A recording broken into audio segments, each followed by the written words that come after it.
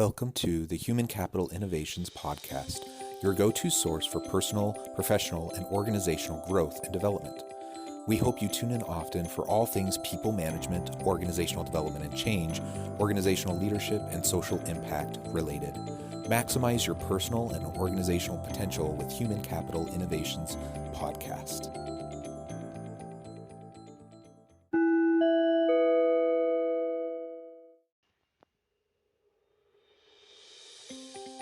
Welcome to the Human Capital Innovations Podcast. In this HCI podcast episode, I talk with Josh Millett about the importance of emotional intelligence in leadership in the modern workplace.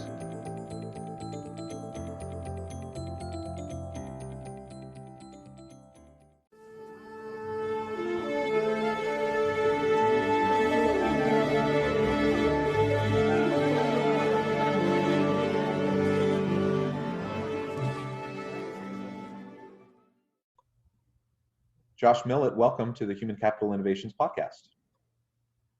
Thanks for having me, John. Yeah, I'm super excited to have this conversation. As we got connected and I was preparing for this episode, I was just so fascinated by aspects of your bio and your background, your academic background, and your expertise as you've moved into the business world and doing some really amazing things. So I'll share more about that with listeners in just a moment. But today we're going to be focusing on the importance of emotional intelligence in leadership and the modern workplace. I think this is an incredibly important topic.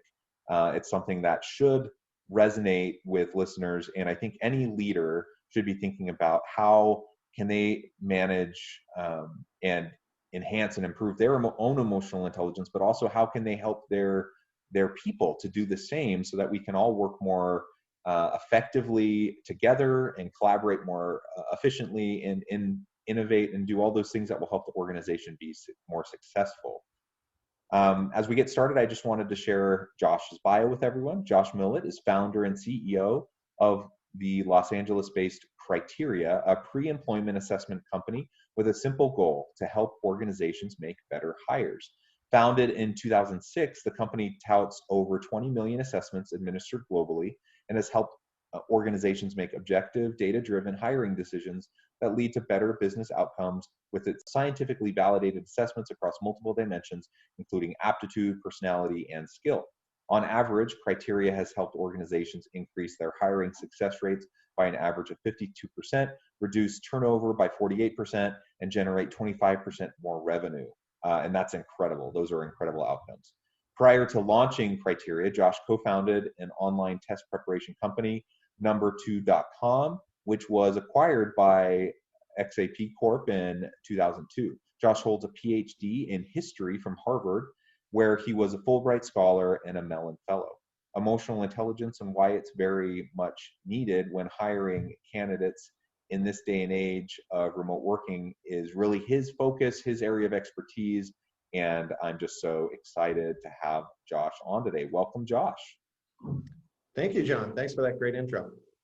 And I have to say, we're both kind of the scholar practitioner kind of orientation.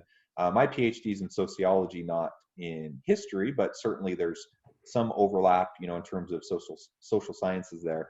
And I was a Fulbright Scholar twice over in Belarus and Indonesia. Where did you do your Fulbright?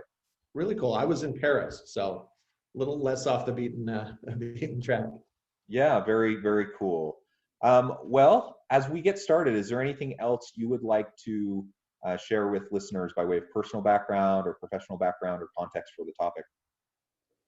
Absolutely. Yeah. As you mentioned, my background, John, is actually in history, but both the companies that I've been involved with over the last 20 years have been focused on assessment, either from an educational perspective or now more in the corporate space, obviously.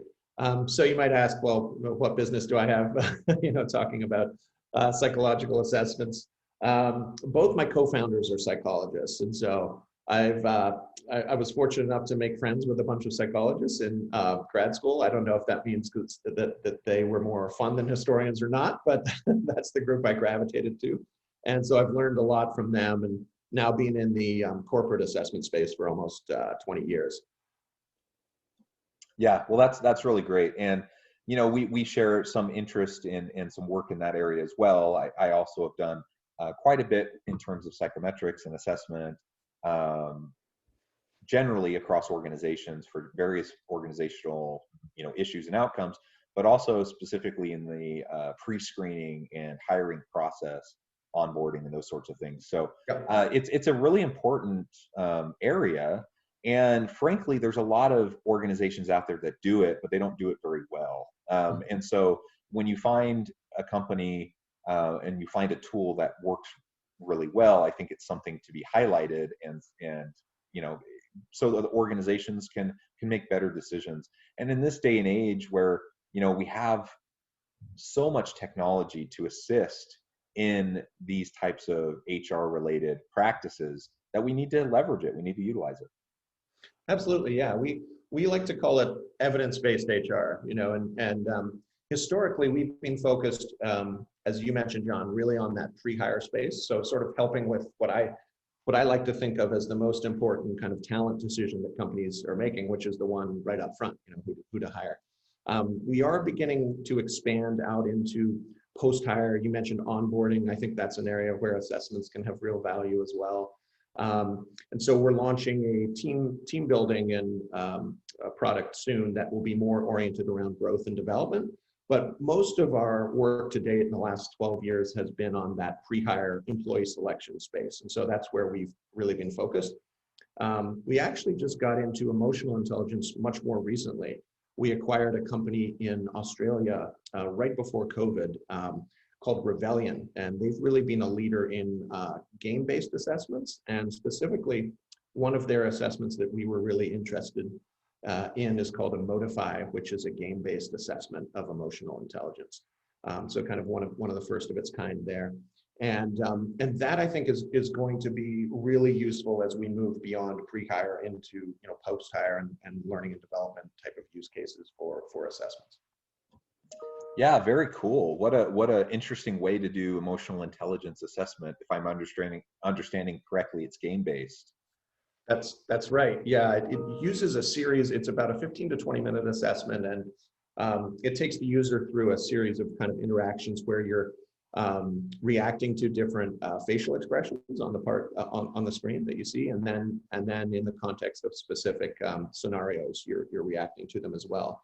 So obviously one of the foundational pieces of EI is the self-awareness, the piece, the ability to perceive and understand emotions. And so a lot of the assessment is focused on that, and then it gets into a little bit of the applied part of it, which is the other part of EI, of course.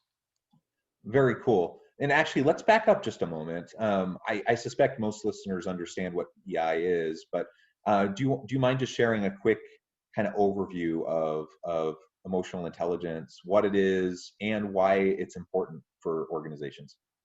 Sure, yeah. So I would describe it, I think, a really good general definition, because there are sort of competing views of what it is. But I think one that most people are aligned around is that EI involves the ability to perceive and understand and use and manage our emotions and our relationships with others. So those are the sort of four pieces that I think people are aligned around. So kind of self-awareness, self-management, and then social awareness and relationship management. So half of it is kind of about knowing yourself and knowing your own emotions, and the second is being aware and helping to manage the emotions of those around you.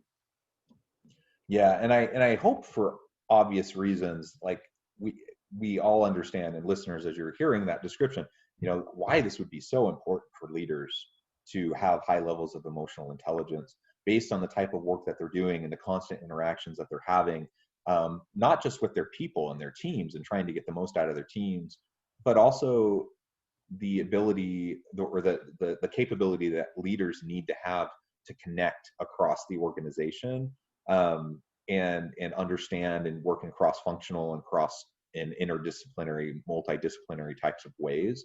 I think it's just so important that leaders develop that skill, and it's something that can be developed over time if you're focused on it, if you're aware of what's driving you and how you respond to different stimuli and those sorts of things, you can learn to be to respond in more effective, more constructive types of ways to the different scenarios that you find yourself in.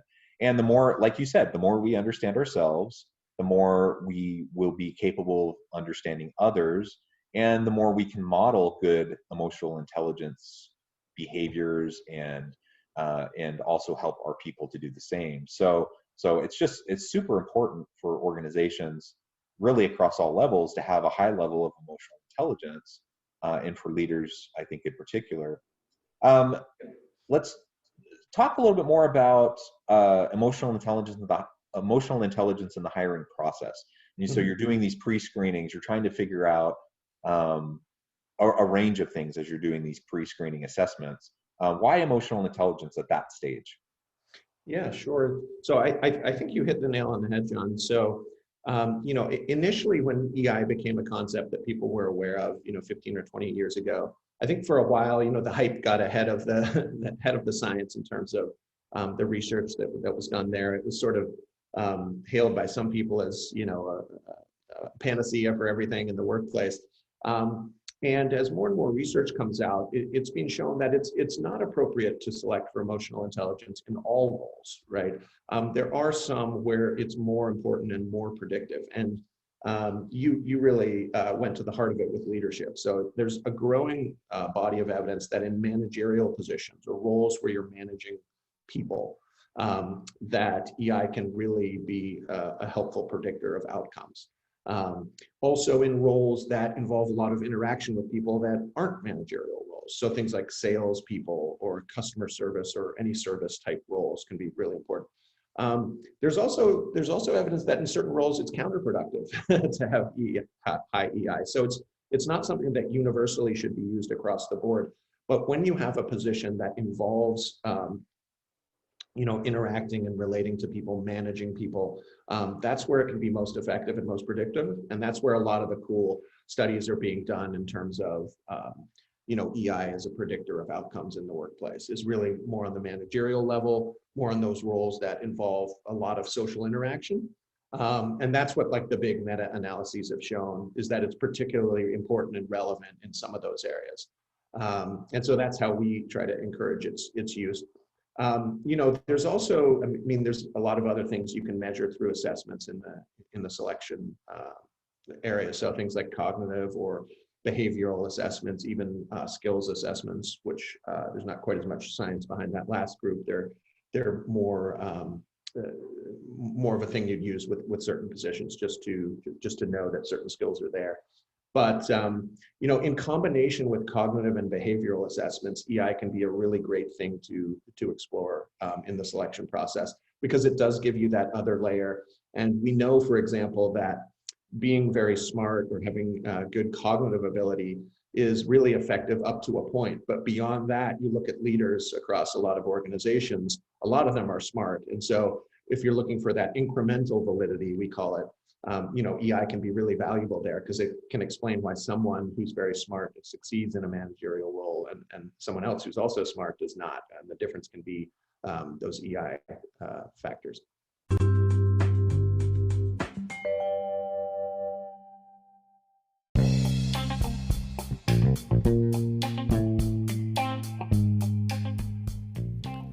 I'm excited to announce the publication of my new book from HCI Press, The Alchemy of Truly Remarkable Leadership: Ordinary, Everyday Actions that Produce Extraordinary Results. Consider how the nature of work has shifted over the past 50 years. With increased globalization, rapid technological advancement, and the shift in economic composition, the average job of today looks very different than the average job of 50 years ago. What will the jobs and organizations of tomorrow look like? Moreover, what does this all mean for organizational leaders? What are the core competencies and capabilities of organizations and their leadership that are prepared for continued disruption and geopolitical and socioeconomic shifts? Regardless of what the future holds, increasingly, leaders need to be socially minded, data-driven, decisive, champions of talent, and disruptors of the traditional notions of leadership, teams, organizations, and work. The Alchemy of Truly Remarkable Leadership, will help you to explore your own leadership competencies and capabilities and consider ways to apply and implement them into your workplace and personal life.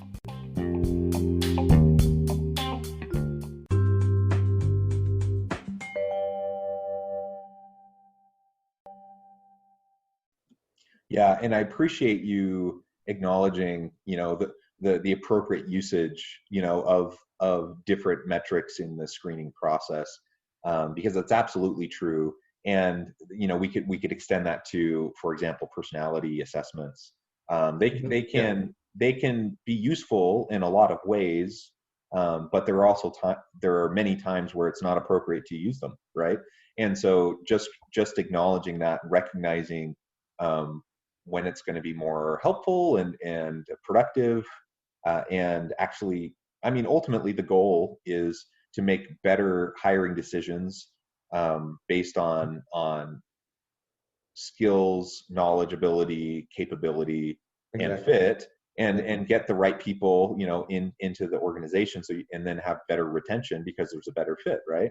That's ultimately the goal, and we want to use these types of assessments in a way that will allow us to accomplish that. That's exactly right. The most important thing, if you're thinking about using assessments, either in the hiring process or at other points in the employee life cycle, is test selection, really. Because if you don't choose the right assessments, you're probably not going to have good outcomes, no matter how well validated the assessments are. And the key concept there that we like to speak to our customers about is job relatedness. You need to be measuring things that are job related. And that's why EI is more effective in some roles and not that helpful in others.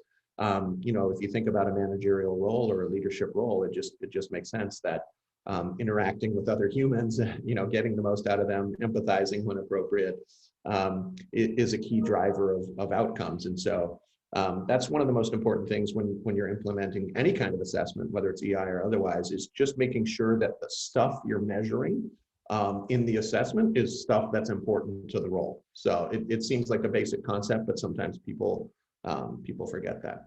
Yeah, amen. It does. It is kind of a basic concept, but people mess that up all the time. Yeah, that's right. And it's why they hire people like you and me to come in and help them with their screenings and their assessments and their surveys and stuff, because sometimes it just is a little counterintuitive to how people think, what people think might work.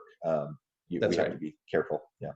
Yeah, or they have like the name of an assessment that they've used or known, and want to use it in all situations, where a lot of the things we assess for are context specific or job specific. So it's an important rule of thumb is start with the job and move out from there in terms of assessing competencies or things that will predict success in the role. Yeah, absolutely. So I'm curious what your take is on like the current dynamic that we're in. There's a global pandemic. There's, at least in the U.S., I think globally as well, but particularly in the U.S. right now, where there's kind of a contentious political environment, and we have broader, stresses and anxieties around just societal elements at the moment, right? So there's all these strains being put on businesses and being put on leaders, and more people working remotely. What do you think the role is of emotional intelligence in leading a remote workforce or an increasingly remote workforce, and how can it be, better utilized, at a time like this? Yeah, it's a fascinating time, right? I think that because we speak to HR executives and leaders every day, and the two big things that I think they're dealing with, that are not necessarily new, but certainly the scale and scope of them is new, is that remote work factor, obviously, that a lot of people are operating under. And because of all the social upheaval in the country, there's also a really big focus on bias and how to remove bias from your hiring process. And I actually tend to think, my own view is that second one may be the more lasting one. You hear so much about how remote work is transforming things, and it certainly is. And I don't think that will change, post-vaccine or, post-COVID. I think there will be more remote work happening than there was before. We've passed a critical threshold there. But I also think that the focus on removing bias is going to be incredibly enduring in HR circles. I've had more conversations with D&I people, with diversity and inclusion people in the last 6 months than I did in the 10 previous years, of operating the business. There's just a real focus on using tools that can help remove bias. There's an awareness of unconscious bias. And so I think that is all very good and will drive improvements in the future. I think assessments have a big role to play there. But with respect to remote work, I think EI is really interesting. I think, remote work brings all these new and unique challenges, because if you think about it, right, John, the ingredients that I guess inform someone's EI, so many of them come from like subtle social clues, like body language and mannerisms that are harder to pick up over Zoom or, in a remote work setting. So some people will thrive in those remote settings and others will struggle. And it's, especially for managers, it's more important than ever, I think, for managers to have high EI, right? In order that they can kind of recognize that people are having different reactions to this new environment, to better support those who are struggling or need help. And, living where we work, I can attest to this even in my house with my kids on Zoom for school and two young kids. And, it creates new stressors for a lot of people, and family obligations can interfere with work. And so I think that where EI can help there is just that, recognizing and empathizing with this new lived reality that we're all in is really vital. And the final thing I'd say there too is that, remote work places more emphasis on the written word. So we're doing all this stuff by email that we might have just popped into someone's office to do beforehand. And so another big application of EI, I think, in that remote scenario is kind of recognizing what kinds of communications can be handled by email or chat and which ones are better handled, if not in person, because that may not be possible, but at least by video. So. Yeah, I agree with that. I think it's probably more important than ever to have high levels of EI as you're trying to, keep tapped into the pulse of your workforce, especially if they're remote and you're not having as many typical, casual interactions, or just like those little touch points. And it does speak though to, perhaps the value of just jumping on quick, Zoom calls to touch base with somebody. If you're writing out an email, I'm not one for like scheduling all sorts of extra meetings. I'm not saying that, right. But, just informal, like hop on, take a few minutes, touch base, similar to how you might have just popped into someone's office for a minute previously.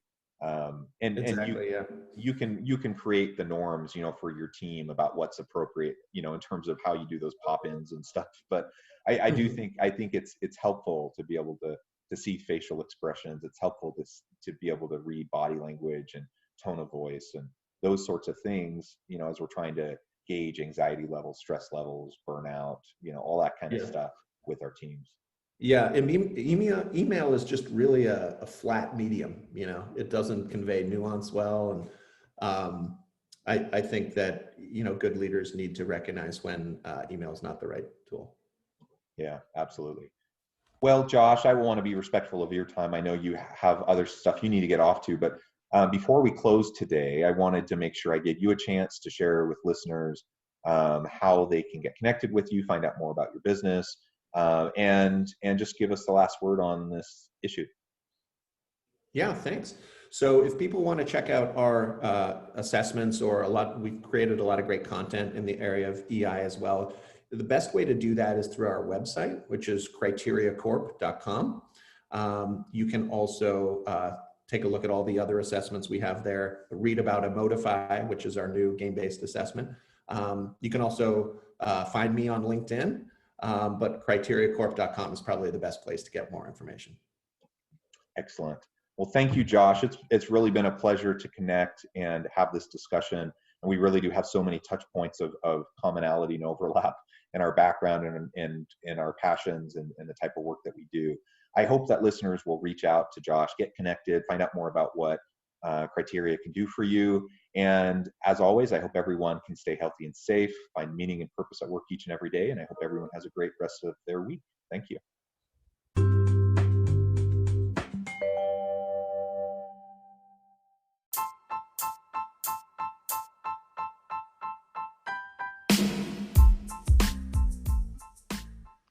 We are excited about the launch of HCI's new magazine, Human Capital Leadership. Human Capital Leadership is a free, interactive e-magazine designed to help individuals, leaders, and organizations find innovative approaches to maximize their human capital potential. We will be publishing issues quarterly in August, November, February, and May. Check out the first issue and let us know what you think.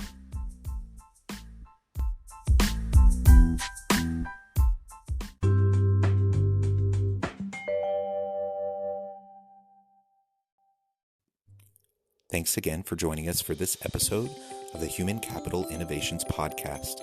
I hope you stay healthy and safe and that you have a great week.